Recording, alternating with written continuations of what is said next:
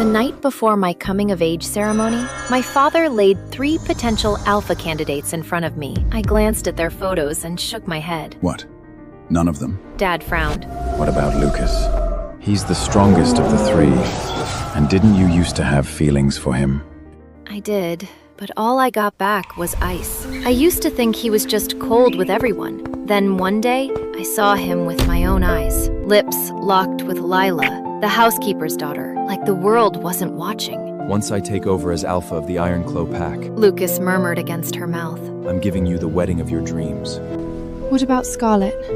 The old alpha adopted you both so you'd be her mate someday.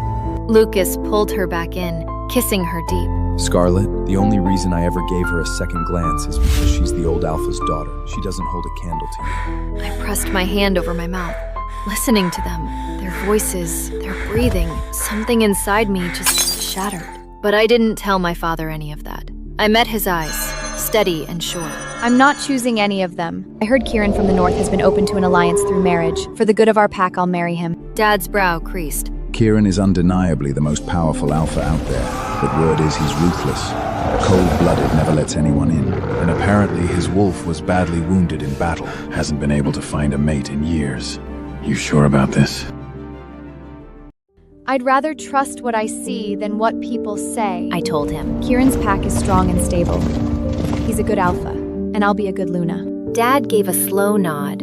If those 3 couldn't win your heart, then they've got no business being candidates for future pack leader anyway. I knew if I'd told him the truth, that Lucas didn't love me, that I refused to beg, Dad would have dragged Lucas to his knees and ripped into him. What gives an adopted son the right to reject my daughter? I didn't want that. I didn't want Dad guilt-tripping Lucas over years of debt. I didn't want to force him into a marriage he'd resent. I didn't want us to spend our lives trapped and miserable.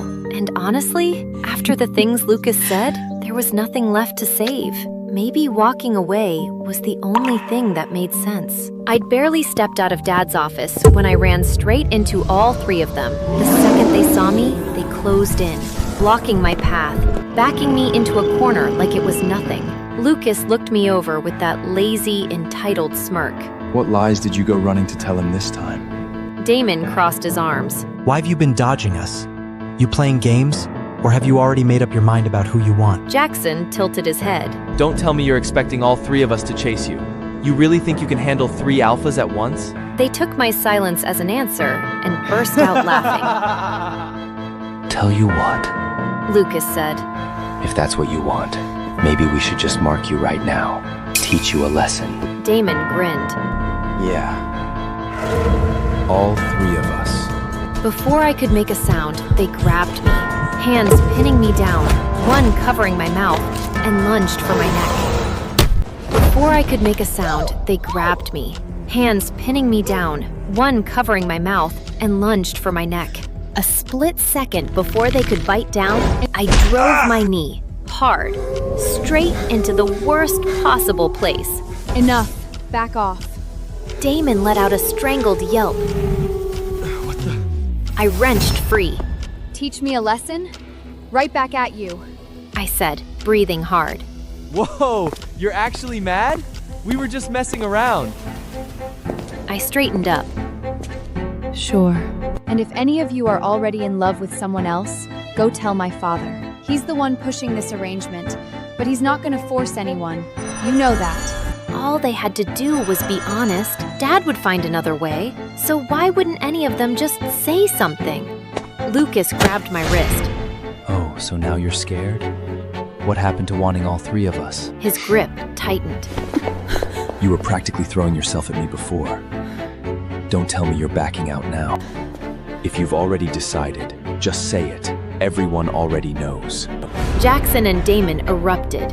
She totally does! That's what you were talking to your dad about, wasn't it? I said evenly. Relax. You'll find out when everyone else does. I turned to leave. Lucas caught my arm again. I'll be your alpha. He said, all confidence. But you don't get to own me. After we're married, you stay out of my personal life. Those are my terms. He paused, like he was doing me a favor. Otherwise, the wedding's off. I stared at him, that smug, self-satisfied look on his face, and almost laughed. I said quietly, And what? if I'm the one who doesn't want to marry you. But just as I opened my mouth, Lila appeared out of nowhere. Lucas! Oh, hi, Scarlett. The second she spotted me, she flinched like she'd seen a ghost and ducked behind Lucas. Lucas stepped in front of her without thinking. She didn't do anything. Just leave her alone today, okay? I stared at them, genuinely confused. And then I realized all three of them had formed a wall around Lila, like they were shielding her from me. Just like 5 years ago. It was always her side they chose. 5 years ago, on Lila's birthday, I'd picked out a jeweled bracelet to give her as a welcome gift. Oh, wow, it's gorgeous! She smiled and handed me a velvet box. This is for you, too. But the second I opened it, Lucas snatched it out of my hands. That belonged to Lila's mother. He snapped. You'd really take a dead woman's keepsake? I looked at Lila, waiting for her to tell them that she'd offered it herself, that this was her idea. Instead, she burst into tears and dropped to her knees. No, it wasn't Scarlett's fault. I gave it to her. She was so kind to me. She even brought me a bracelet. I'm really okay. I'm not upset. The more she groveled, the more furious the three of them got. Being the Alpha's daughter doesn't give you the right to guilt someone into handing over their dead mother's things.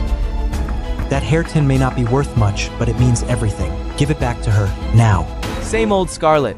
Always taking what she wants, never caring who gets hurt. Maybe it was all a misunderstanding. I swallowed my anger and held the hairpin out to Lila. When she reached for it, her grip slipped.